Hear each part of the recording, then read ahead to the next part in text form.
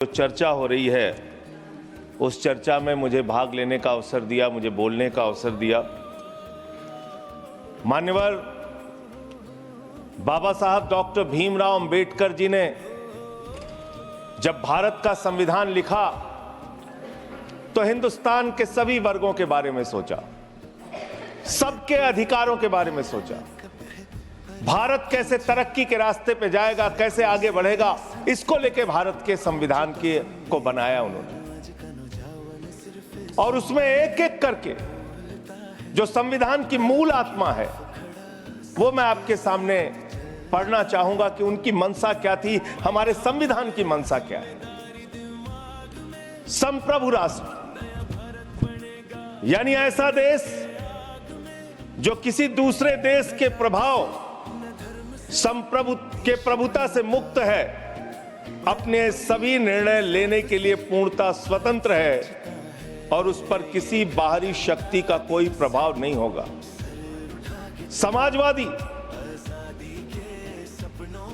समाजवाद एक ऐसा विचारधारा है जो ये मानती है कि समाज के सभी लोगों तक संपन्नता का हिस्सा पहुंचना चाहिए। धन संपत्ति भी समाज से ही उपजती है, तो उसका बंटवारा भी शांतिपूर्ण और न्यायपूर्ण तरीकों से लोगों के बीच होना चाहिए। लोकतांत्रिक समाजवाद की ये विचारधारा कहती है कि धन समाज के कुछ लोगों तक सीमित नहीं रहना चाहिए। उत्पादन के साधनों पर लोगों का मिला जुला मालिकाना होना चाहिए। ये भारत का संविधान कहता है मान्यवर। और आज क्या स्थिति है, भारत की क्या स्थिति है मान्यवर, मोदी जी के राज में क्या स्थिति है।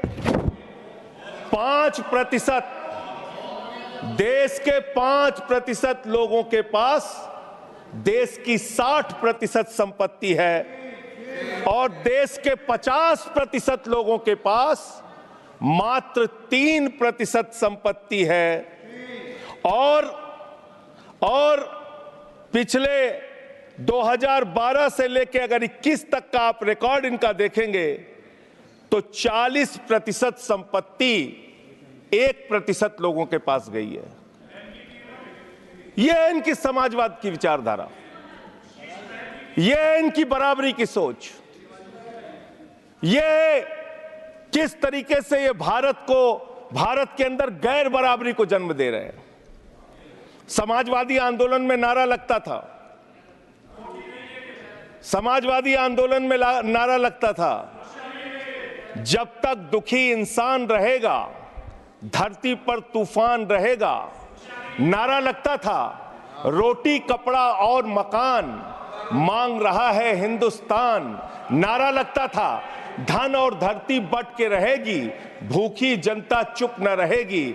लेकिन आज भारत को इस हालत में इन्होंने पहुंचा दिया है मान्यवर, जहां पर 3% संपत्ति 50% लोगों के पास है और 5% लोगों के पास देश की 60% संपत्ति है।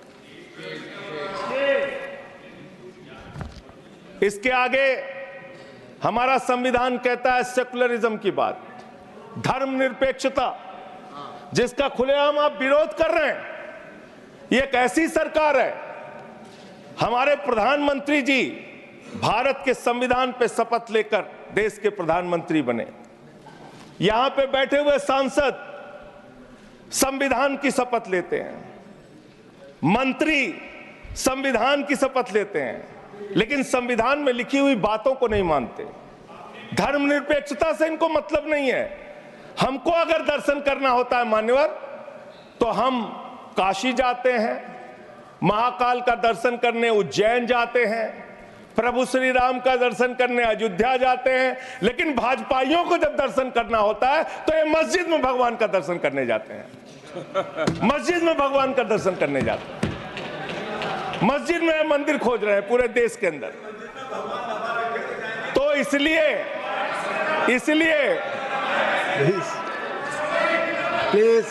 इसलिए मान्यवर, इसलिए मैं इनसे कहना चाहता हूं, कृपया घबराओ मत, सीट पर बैठकर चीखना चिल्लाना शुरू कर देते हैं। जैसे ही बोलता हूं चीखना चिल्लाना शुरू। मान्यवर, ये भारत खोदो योजना चला रहे देश में, भारत खोदो योजना।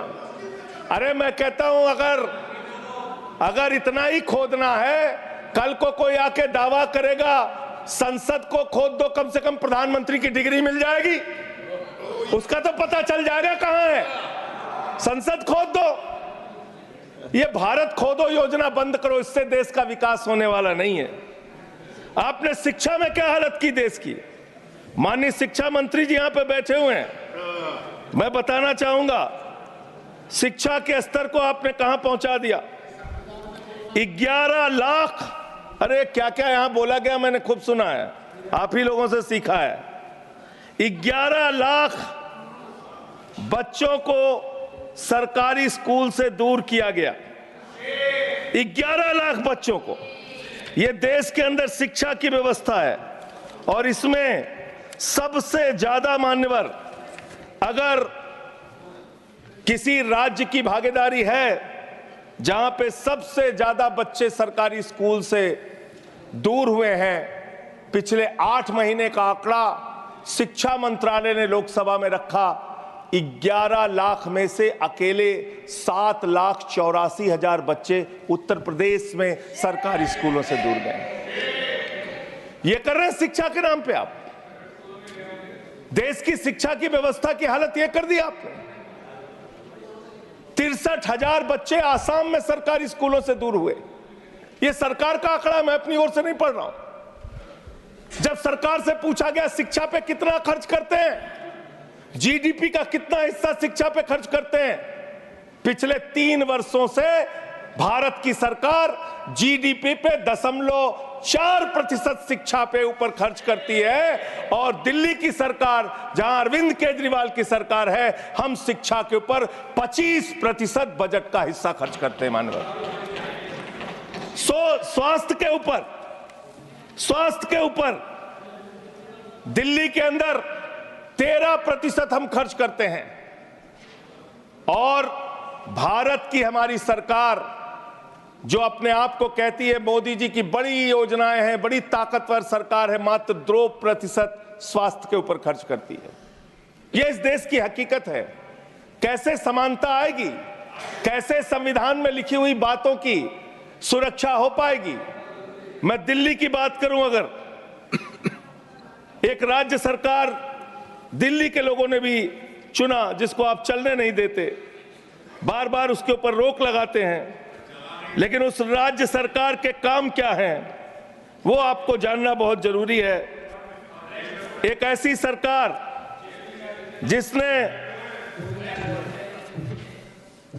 अब देखिए टोका टोकी करेंगे। बोलिए ना, आप बोलिए, आप क्यों उधर बात अभी ये लोग जब बोल रहे थे मैं चुपचाप सुना। आप बोलिए। अगर जेल वेल की बात करोगे ना, जिस दिन सत्ता परिवर्तन होगा एक भी आदमी बाहर नहीं दिखेगा। फिर ऐसी बातें मत करो, आपस में बात नहीं। ये धमकी देने की बातें मत करो। संजय जी, आपस में कोई बात नहीं। संजय जी प्लीज प्लीज, नहीं कोई नहीं, आप लोग आपस में बात कंट्रोल कीजिए सर। सभी लोग आपस में बात प्लीज, आप बैठे रहे प्लीज। ऐसे धमकी देकर काम मत करो। आप विषय पे बोले, विषय बोले। अडानी की दलाली करने वाली सरकार हमसे सवाल कर रही है। विषय पर संजय जी जो विषय बोलेंगे, भ्रष्टाचार बोलेंगे, विषय पर बोलिए प्लीज, विषय पर बोलिए प्लीज। अडानी की दलाली करने वाले लोग हमसे सवाल करेंगे। मानिए, मुझे लगता है कि संजय जी अपना आपा खो गए हैं और उन्होंने अपनी शब्दावली को ध्यान में रखना चाहिए और ये जो उन्होंने शब्द वाक्य इस्तेमाल किया है ये एक्सपंज होना चाहिए। प्लीज आप बोलिए, प्लीज बैठ। सर बोलिए, मैं दिल्ली के काम बता रहा हूँ। आप दिल्ली के काम बताइए, आपस में दिल्ली की सरकार ने क्या किया है संविधान की रक्षा के लिए? टीका टिप्पणी ना करें। दिल्ली की सरकार ने क्या किया है इस देश के नागरिकों को मजबूत बनाने के लिए? दिल्ली की सरकार ने क्या किया है शिक्षा और स्वास्थ्य पे काम करने के लिए? दिल्ली की सरकार ने क्या किया है बाबा साहब के लिखे गए एक एक शब्द को जमीन पे उतारने के लिए? दिल्ली के अंदर शिक्षा में हमने 25% खर्च किया, स्वास्थ्य में हमने 13% खर्च किया, दिल्ली में हमने बिजली फ्री दिया। पूरे देश में पहली सरकार है जो बिजली फ्री देने का काम करती है। दिल्ली के अंदर केजरीवाल जी ने 200 यूनिट बिजली फ्री, 400 यूनिट बिजली आधे दाम पे दिया। दिल्ली के अंदर केजरीवाल की सरकार ने इलाज मुफ्त किया, पानी मुफ्त दिया।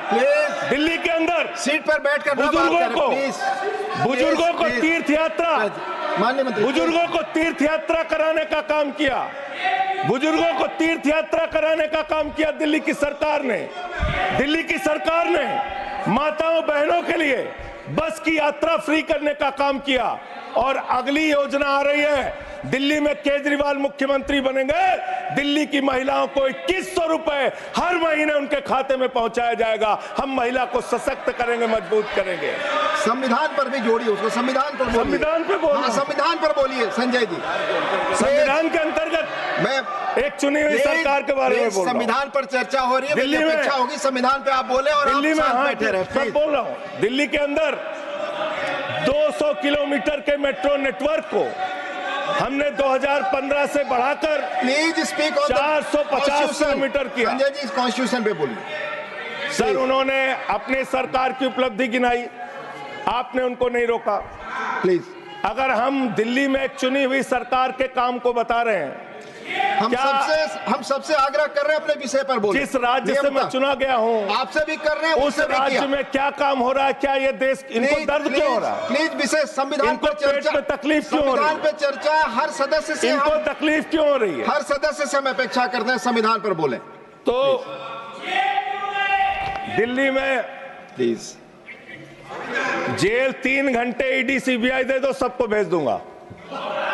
चलो दे दो ईडी संजय सीबीआई। जी, आप बोलते हैं, प्रवोक करते हैं, आप इसे पर बोले, ये सब चीजें नहीं जाएंगी, ये सब चीजें नहीं जाएंगी रिकॉर्ड पे। प्लीज, वो बोल रहे हैं जेल क्यों गए? आपस में बात न करें, आप बोले संविधान पर। नहीं, आप रोक रहे हैं उनको। आपस में बात न करें प्लीज। प्लीज, आप इस तरह टिप्पणी नहीं कर सकते माननीय सदस्यों पर, वो चीजें रिकॉर्ड में नहीं जाएंगी। इस तरह की टिप्पणी सदस्यों पर एक दूसरे पर करना, प्लीज आप विषय पर बोले। सर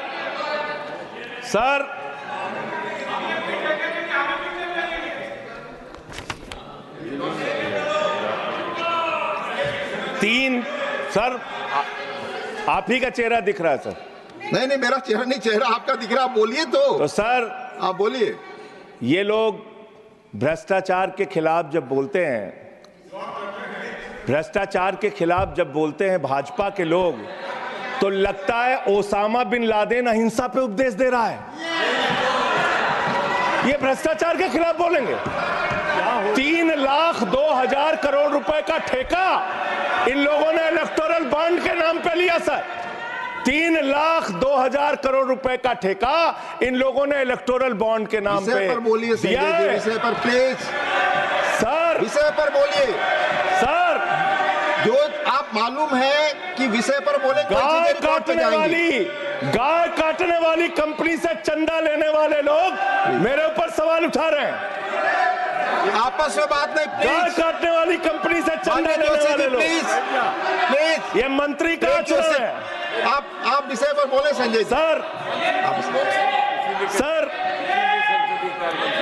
देश के अंदर एक चुनी हुई सरकार है, संविधान के तहत वो सरकार चुनी हुई है।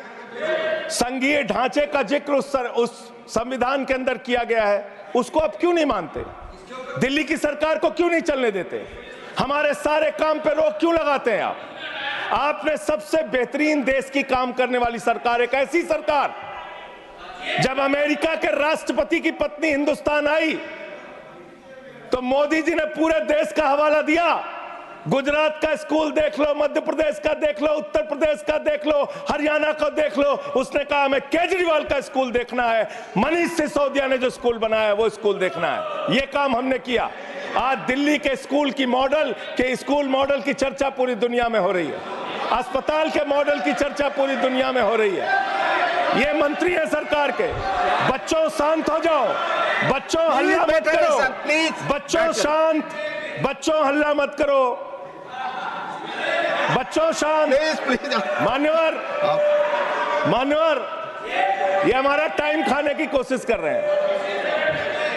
दिल्ली के अंदर चुनाव होने जा रहा है। चुनाव भारत के संविधान का एक बड़ा पर्व माना जाता है। संविधान ने हमें ताकत दी, अपने हिसाब से विधायक चुनिए, अपने हिसाब से सांसद चुनिए, वही मंत्री बनता है, मुख्यमंत्री बनता है, प्रधानमंत्री बनता है। दिल्ली में चुनाव क्या हो रहा है? दिल्ली में कैसे चुनाव कर रहे हैं लोग? ये महाराष्ट्र और हरियाणा का प्रयोग, चुनाव घोटाले का प्रयोग दिल्ली में करना चाहते हैं। और वो कैसे करना चाहते हैं? कैसे करना चाहते हैं?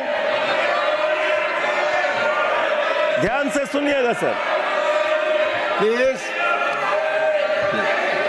दिल्ली के अंदर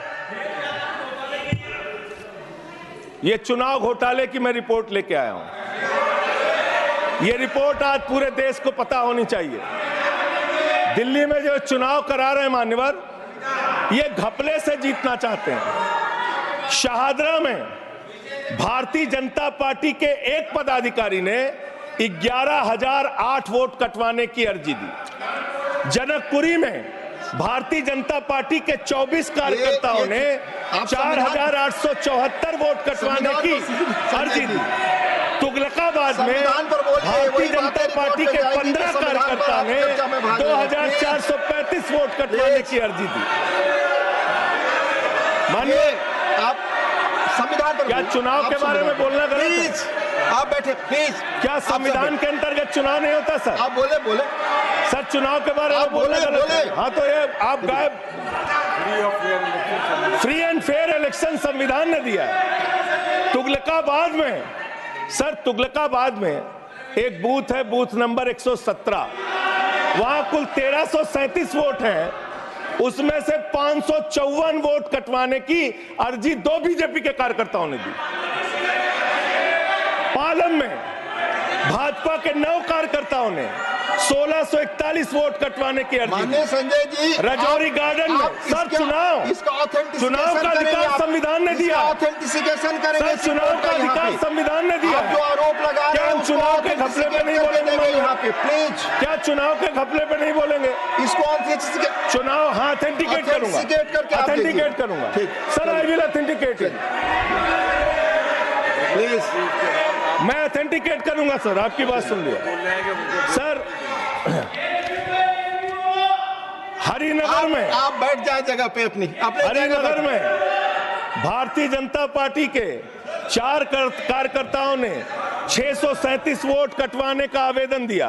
करावल नगर ने 2 कार्यकर्ताओं ने 3,260 वोट कटवाने की अर्जी दिया। मुस्तफाबाद में एक व्यक्ति ने 534 वोट मैं नहीं कर रहा। I am not एल्डिंग sir, I am not एल्डिंग। Leader of the house, I am not एल्डिंग। नहीं सर, ऐसे आप तो फिर ऐसे अलाउ करेंगे। 1 मिनट आपको हम समय देंगे, आप देखिए। Leader of the house. नहीं, मैं एक ही बात स्पष्ट करना चाहता हूं कि जिस संविधान ने ये ताकत दी है कि वो वोटर्स लिस्ट के बारे में जो चर्चा कर रहे हैं कि उसको कटवाने का, वो प्रोविजन भी संविधान के अंतर्गत ही है। और उसमें देखने वाली बात यह है कि ये इतने दिन सत्ता पे कहीं रोहिंग्या और बांग्लादेशी के वोटों पर तो नहीं बने हुए थे। मानिए संजय जी, इतनी शानदार बात आज की है लीडर ऑफ द हाउस ने सर। मैं इनका नमन करता हूं, इतनी बढ़िया बात इन्होंने कह दी कि मैं इसका जवाब जरूर दूंगा। सर, इन्होंने कहा कहीं ऐसा तो नहीं जिनके नाम काटे जा रहे हैं वो रोहिंग्या हैं। हमारे उत्तर प्रदेश के भाई, हमारे पूर्वांचल के भाई, हमारे यूपी बिहार के भाई जो 40-40 साल से दिल्ली में रह रहे हैं, अपने श्रम, अपने खून पसीने से दिल्ली को बना रहे हैं, आप उनको रोहिंग्या करें।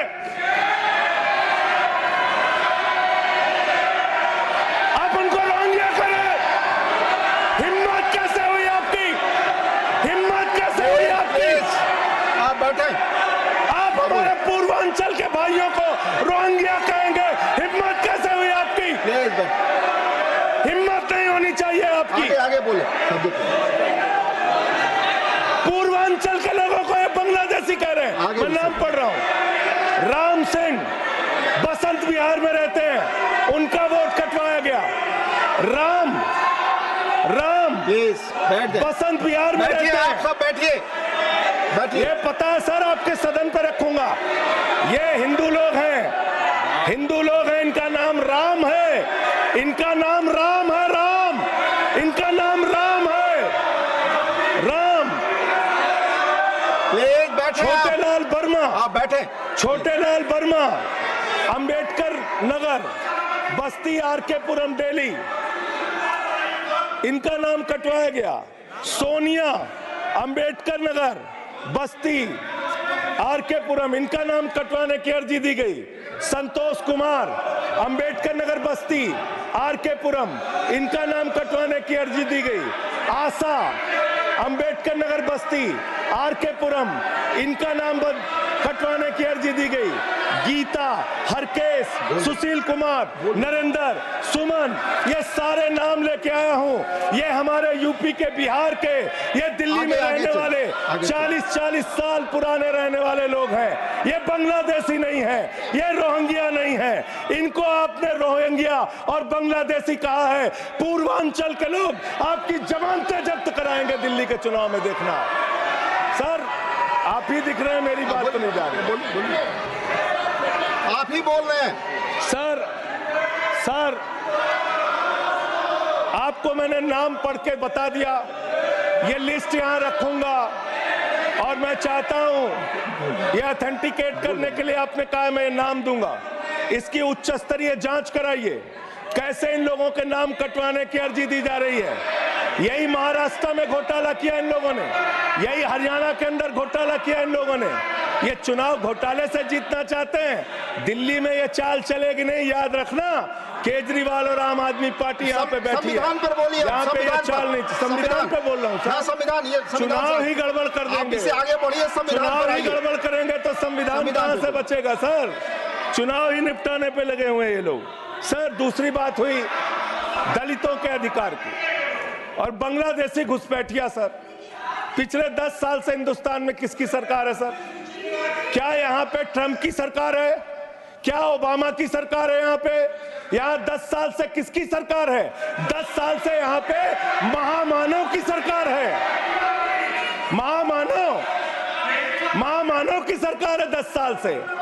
मैं महामानव से पूछना चाहता हूं, नरेंद्र मोदी जी से पूछना चाहता हूं, अमित शाह जी से पूछना चाहता हूं, सीमा की सुरक्षा किसके जिम्मे है?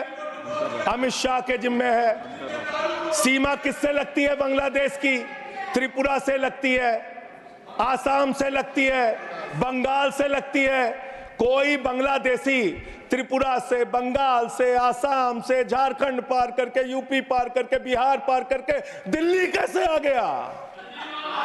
आप लोग घास छील रहे थे क्या? आपकी सरकार घास छील रही थी क्या? कैसे आ गए भाई यहाँ पे बांग्लादेशी?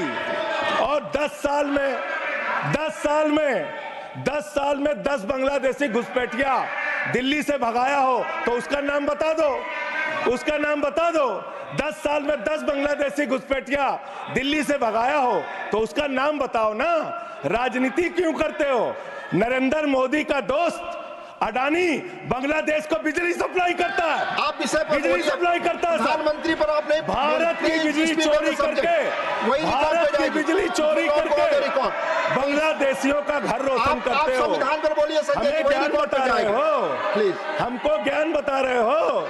हजारों करोड़ की बिजली चोरी करके झारखंड की बिजली। सर आप ही आ गए सर, मेरा तो नाम गायब हो जाता हूं मैं। सर झारखंड की बिजली चोरी करके, भारत की बिजली चोरी करके अडानी बांग्लादेश को पहुंचाता है। ये आप ही सब्सिडेट करेंगे? इसको भी करेंगे। हाँ, करें। जितना आप बोलेंगे सब हाजिर कर देंगे साहब। आप इस सब्सिडेट करेंगे? इसलिए आप लगा रहे हैं। हाँ एकदम करेंगे।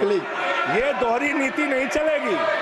आपके लड़के कतर के शेखों के साथ बिजनेस करेंगे, दुबई के शेखों के साथ बिजनेस करेंगे, यहाँ मुसलमानों के खिलाफ हिंसा की बात करोगे। मैं एक बात इन लोगों को समझाना चाहता हूँ, दिल्ली चुनाव में आ रहे हो, शांति से आना, एकदम शांति से आना। यहाँ पे अगर गंदी राजनीति की, हिंदू मुसलमान किया तो हमने दिल्ली वालों को सिखा दिया है। जब तुम कहोगे हिंदू मुसलमान, वो कहेंगे स्कूल अस्पताल, स्कूल अस्पताल, स्कूल अस्पताल। आपको मैं बताना चाहता हूं, यहां किसी भी तरह की तानाशाही और दादागिरी दिखाने की कोशिश मत करना। दिल्ली का चुनाव मुद्दों के ऊपर लड़िए, चुनाव का घोटाला मत कीजिए। चुनाव हार रहे हो तुम 3 बार से, तो तुम सोच रहे हो वोटर लिस्ट में गड़बड़ी करा देंगे। इससे काम नहीं चलेगा सर। हम काम की बात करते हैं, दलितों के अधिकार की बात यहाँ पे हुई, दलितों के अधिकार की बात।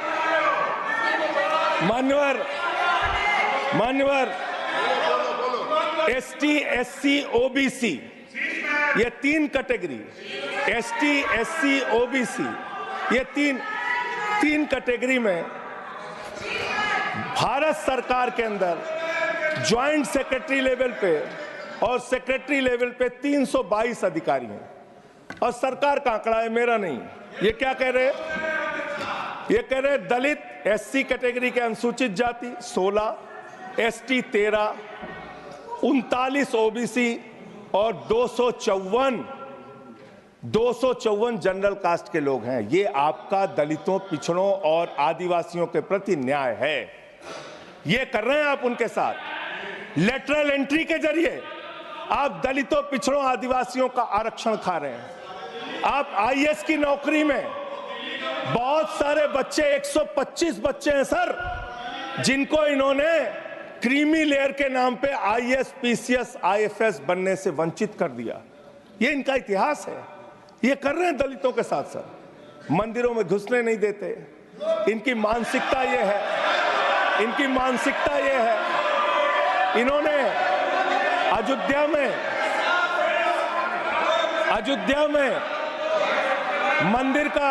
मंदिर का शिलान्यास किया। उस समय हमारे प्रधानमंत्री गए, मुख्यमंत्री उत्तर प्रदेश के गए, राज्यपाल भी गई। उस समय के राष्ट्रपति रामनाथ कोविंद जी को नहीं बुलाया इन्होंने। मंदिर के उद्घाटन में इन्होंने श्रीमती द्रौपदी मुर्मू जी को नहीं बुलाया, क्योंकि वो दलित समाज से थे, ये आदिवासी समाज से हैं। आपकी मानसिकता ये है। 100 वर्ष हो गए आरएसएस को, एक भी दलित, पिछड़ा और आदिवासी आज तक आरएसएस का प्रमुख क्यों नहीं बना? इसका जवाब दो, इसका जवाब दो। आप नफरत करते हैं दलितों से, पिछड़ों से, आदिवासियों से। यह आपकी मानसिकता है। इसलिए आगे कॉन्स्टिट्यूशन पढ़ता हूं सर। आगे क्या लिखा हुआ है? आगे लिखा हुआ है डेमोक्रेटिक, लोकतांत्रिक भारत देश की जनता अपने प्रतिनिधि खुद चुनती है। वोट के माध्यम से सभी के वोटों का महत्व बराबर है। जनता के द्वारा जनता का प्रतिनिधि चुना जाता है। जनता के द्वारा जनता का प्रतिनिधि चुना जाता है। उसके बाद चुनने के बाद सरकार बनती है। और आप लोग खरीद फरोख्त करके, संविधान को तार तार करके, लोकतंत्र का गला घोट के महाराष्ट्र में सरकार गिराते हो, कर्नाटक में सरकार गिराते हो, मध्य प्रदेश में सरकार गिराते हो, उत्तरांचल में सरकार गिराते हो, अरुणाचल में सरकार गिराते हो। पूरे देश में तोड़ फोड़ खरीद फरोख्त करके सरकारों को गिराने का काम करते हो। इसीलिए मैं कहता हूं, जब ये लोकतंत्र के बारे में बोलते हैं, संविधान के बारे में बोलते हैं, हम लोग यहाँ विपक्ष की तरफ से खड़े होते हैं, चीख रहे हैं, चिल्ला रहे हैं, सोच रहे हैं इनसे डर के चुपचाप बैठ जाएंगे। एक बात याद रखना, ये देश बाबा साहब के संविधान से चलेगा, किसी मोदी और अमित शाह के फरमान से नहीं चलेगा। याद रखना, इसको याद रखना। और ये जो बार बार तुम्हारा गठबंधन ईडी से है, ईडी से तुम्हारा गठबंधन, सीबीआई से तुम्हारा गठबंधन।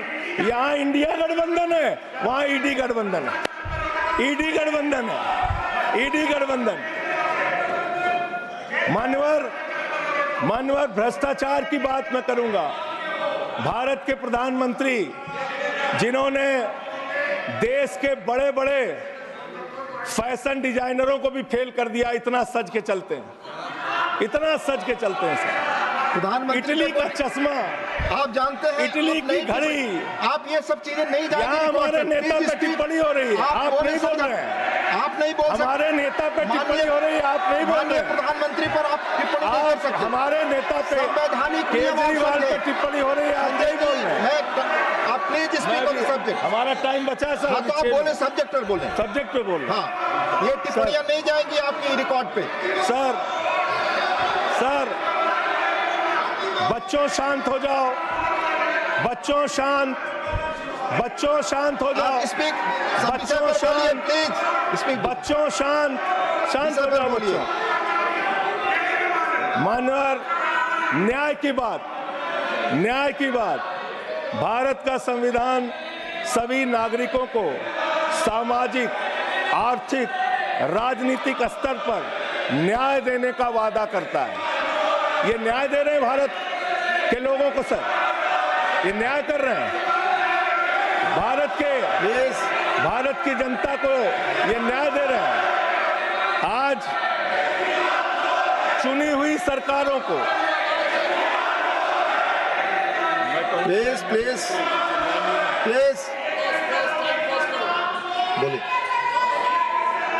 बोलिए अपने विषय पे बोलिए। सर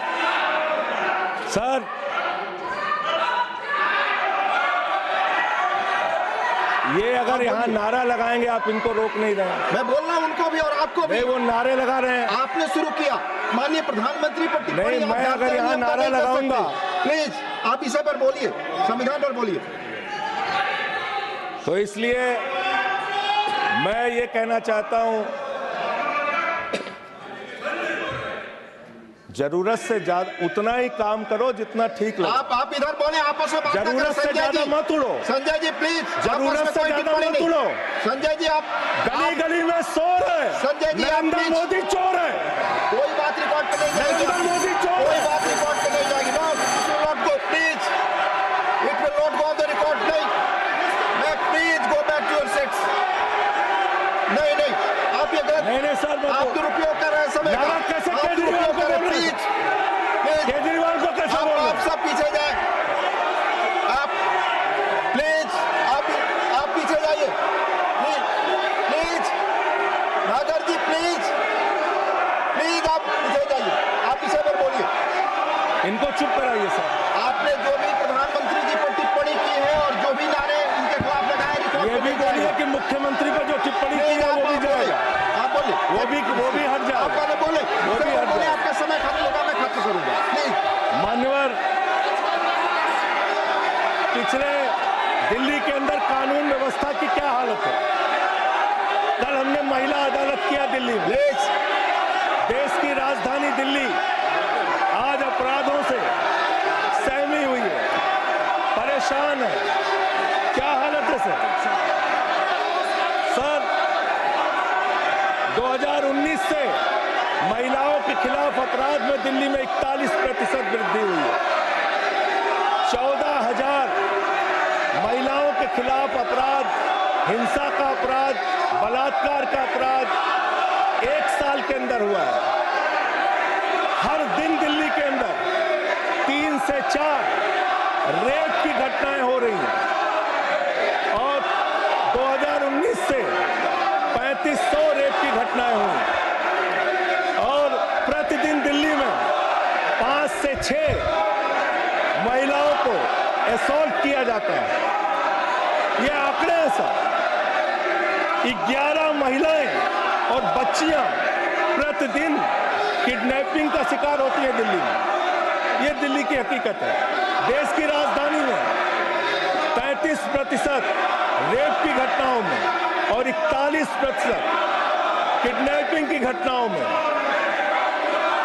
देश के 19 शहरों के मुकाबले वृद्धि हुई है।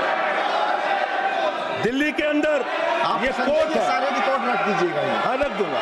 ये कोर्ट, दिल्ली के कोर्ट में सर आपको जान के हैरानी होगी, देश की राजधानी है दिल्ली, दिल्ली के कोर्ट में हत्या की घटना हुई।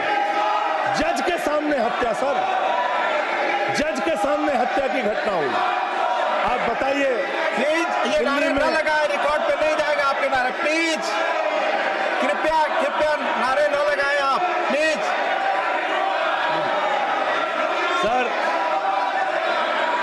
सर दिल्ली के अंदर कोर्ट में हत्या हत्या हुई। देश की राजधानी में राष्ट्रपति रहते हैं, प्रधानमंत्री रहते हैं, उपराष्ट्रपति रहते हैं, सारे लोग रहते। सर मेरा वीडियो नहीं आ रहा है। सारे लोग रहते हैं देश की राजधानी में, और इस देश की राजधानी के अदालत में हत्या हो रही है।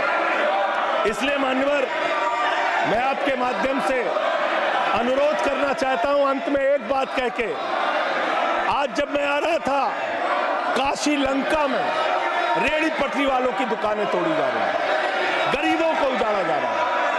जिस राजधानी दिल्ली में हम लोग रहते हैं सर, झुग्गी बस्तियों को तोड़ा गया, झुग्गी बस्तियों को उजाड़ा गया, और हर साल का आंकड़ा है, मैं आपके सामने रखूंगा। मेरा आग्रह होगा प्लीज अपने सीट पर जाएं। प्लीज मान्यवर, एक बशीर बद्र की लाइन है, लोग टूट जाते हैं, लोग टूट जाते हैं, बस खत्म हो रहा है। लोगों के घर उजाड़े जा रहे हैं सर, फिर आप ही का चेहरा आ रहा है सर। गरीबों को घर उजाड़ा जा रहा है दिल्ली में। बशीर बद्र की एक लाइन के साथ अपनी बात को खत्म करूंगा। लोग टूट जाते हैं एक घर बनाने में, तुम तरस नहीं खाते बस्तियां जलाने में। लोगों को उजाड़ना बंद करो। तुमने अयोध्या में उजाड़ा, तुमने काशी में उजाड़ा, तुमने दिल्ली में उजाड़ा। ये बुलडोजर राजनीति से देश का भला होने वाला नहीं है। ये चीखने चिल्लाने से कुछ नहीं होने वाला है, और तुम्हारी तानाशाही के आगे झुकेंगे नहीं कभी। धन्यवाद। ये नारेबाजी लगा के धन्यवाद संजय जी, धन्यवाद, बहुत बहुत धन्यवाद। धन्यवाद। प्लीज माननीय लीडर, प्लीज माननीय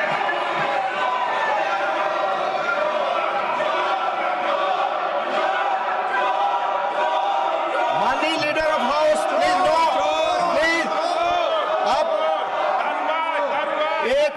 एक दूसरे पर टिक्का टिप्पणी और इस तरह के नारे न लगाएं। प्लीज प्लीज प्लीज नो, आपस में बातें प्लीज। माननीय एलओपी, आप कुछ बोलने वाले थे? नहीं, माननीय लीडर ऑफ हाउस, 3 बातें बताना चाहता हूँ जी। पहली बात, जो संजय सिंह जी ने कही कि फलाने राम फलाने राम फलाने राम, संविधान में, इलेक्शन कमीशन में पूरा अधिकार है किसी व्यक्ति को किसी के वोट पर ऑब्जेक्शन करने का, और ऑब्जेक्शन में रीज़न देने का होता है। जिन लोगों ने भारतीय जनता पार्टी की तरफ से ऑब्जेक्शन दिया है तो साथ में रीज़न भी दिया है, और वो चाहे पूर्वांचल हो, चाहे रोंगिया हो, चाहे बांग्लादेशी हो, चाहे घुसपैठिया हो, वो सब उसमें आते हैं। दूसरी बात, इसलिए इसको राजनीतिक रंग देने की जरूरत नहीं है। इसको संजय जी प्लीज बैठिए। आप प्लीज बैठिए। मैं आपसे आग्रह करता हूं, संजय जी प्लीज बैठिए। ये आपस में गला फाड़ प्रतियोगिता ना करें, प्लीज बैठे, प्लीज। हाँ, इसको संविधान के नजरिए से देखने की आवश्यकता है, और आज हम संविधान पर चर्चा कर रहे हैं। इसको राजनीतिक रंग देने की जरूरत नहीं है। दूसरी बात आपने कही, सरकारें गिरा दी। अरे भाई, मध्य प्रदेश में हम 5वीं बार चुन करके आ गए, उत्तर प्रदेश में हम दूसरी बार लगातार आ गए। आपने महाराष्ट्र के बारे में कहा कि खरीद फरोख्त हुई, महाराष्ट्र ने landslide victory Bharatiya Janata party को दी। अरुणाचल प्रदेश में राउत